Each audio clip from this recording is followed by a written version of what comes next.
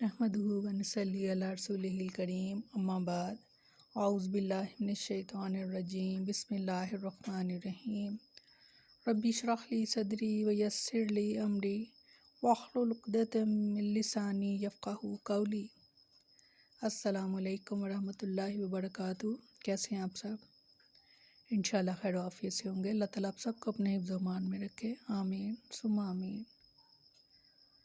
پہلا پارہ سورۃ بقرہ، لفظی ترجمہ۔ یا بنی اسرائیل، اے بنی اسرائیل، اذکرو یاد کرو نعمتی میری نعمت، اللہ تی وہ جو انعمت میں نے انعام کی علیکم تم پر، وانی اور بے شک میں نے فضلتکم فضیلت دی تم کو علی العالمین اہل عالم پر۔ اے بنی اسرائیل میری نعمت یاد کرو جو میں نے تم پر کی، اور یہ کہ بلا شبہ میں نے ہی تمہیں جہانوں پر فضیلت بخشی۔ جہانوں پر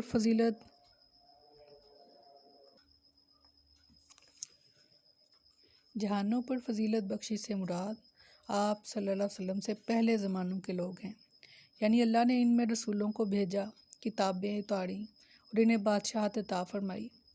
ارشاد فرمایا سورۃ جاثیہ میں، بلا شبہ یقیناً ہم نے بنی اسرائیل کو کتاب اور حکم اور نبوت دی، اور انہیں پاکیزہ چیزوں سے رزق دیا، انہیں جہانوں پر فضیلت بخشی۔ اور سورۃ دخان میں فرمایا، بلا شبہ یقیناً ہم نے انہیں علم کی بنا پر جہانوں سے چن لیا۔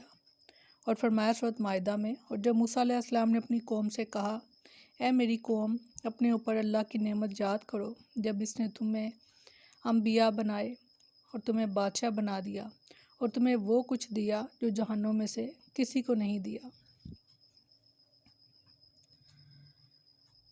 کہ بنی اسرائیل سے بات کی جا رہی ہے، اور اگر اس کا رخ ہم اپنی طرف موڑ لیں، کیونکہ قرآن کو ہم نے صرف اس طرح نہیں پڑھیں گے کہ پہلے لوگوں کے یہ واقعات ہیں اور قصے ہیں، بلکہ اس قرآن کو اپنے اوپر جیسے آج ہم پر یہ نازل ہو رہا ہے، اور یہ آیات ہمارے لیے بھی ایسے ہی ہیں۔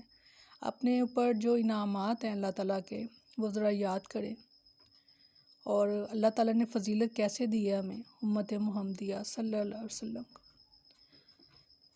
الحمدللہ ثم الحمدللہ کہ ہم امت محمدیہ سے تعلق رکھتے ہیں۔ یہ جو بنی اسرائیل تھے اپنے وقت کے لوگوں میں سب سے زیادہ عظیم تھے، اور اللہ نے ان کو فضیلت بخشی تھی، مگر امت محمدیہ کو صلی اللہ علیہ وسلم کو تمام امتوں پر فضیلت بخشی۔ اور اپنے اوپر جو اللہ تعالیٰ کے انعامات ہیں، ذرا ان کو گننا شروع کریں، اپنے آپ سے شروع کریں، اپنے نفس سے شروع کریں، اپنے جسم سے شروع کریں، اپنے ایک ایک عضو کے بارے میں سوچیں، کیا کیا نعمت اللہ تعالیٰ نے ہمیں عطا فرمائی۔ آج جو سائنس ہے وہ جب تحقیق کرتی ہے، جب وہ اپنا بیان دیتی ہے اس بارے میں، تو ہم لوگوں کی آنکھیں کھلی کی کھلی رہ جاتی ہیں، اور یہی بات جب قرآن میں بتائی جاتی ہے تو اس کو یہ سوچ کر ہم سنتے اور پڑھتے ہیں کہ یہ پہلے لوگوں کے قصے اور کہانیاں ہیں۔ تو بے شک یہ پہلے لوگوں کی باتیں ہیں، مگر یہ قیامت تک کے لوگوں کے لیے یہ ایسے ہی ہے، کیونکہ اللہ تعالیٰ نے اس میں فرمایا ہے کہ اس میں تمہارا ہی تو ذکر ہے، اس میں ہمارا ہی ذکر ہے۔ اس میں اللہ تعالیٰ نے ہم پر بے شمار نعمتیں، اگر آپ کو اپنی نفس سے، اپنی جان کی نعمتوں سے فرصت مل جائے تو اسے اگلی نعمت جو ہے وہ سوچئے گا۔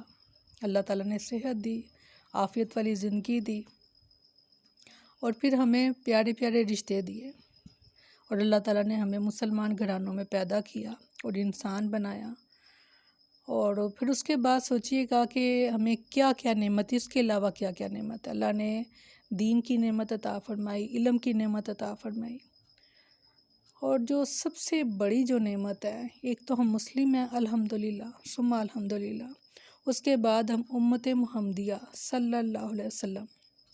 آپ صلی اللہ علیہ وسلم نے فرمایا کہ میری امت سب سے آخر میں آئی، مگر جنت میں سب سے پہلے جائے گی۔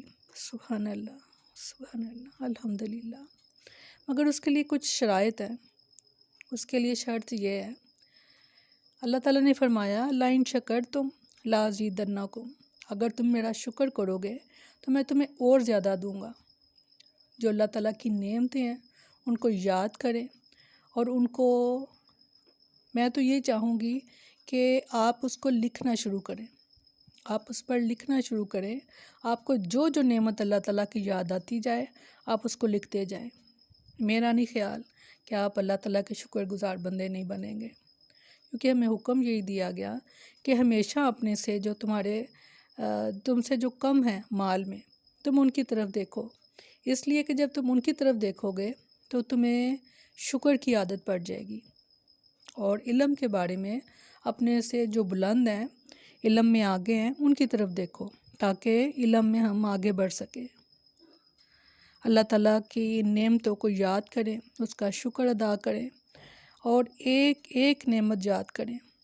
سورۃ کہف میں اللہ تعالیٰ نے فرمایا کہ اگر یہ سمندر اور اس جیسے 7 سمندر ملا لو اور یہ سیاہی بن جائیں، اور زمین کے جتنے درخت ہیں سب کے سب کلمے بن جائیں، اور تیرے رب کی باتیں لکھیں، تو وہ کلمے بھی ختم ہو جائیں گی، وہ سیاہی بھی ختم ہو جائے گی۔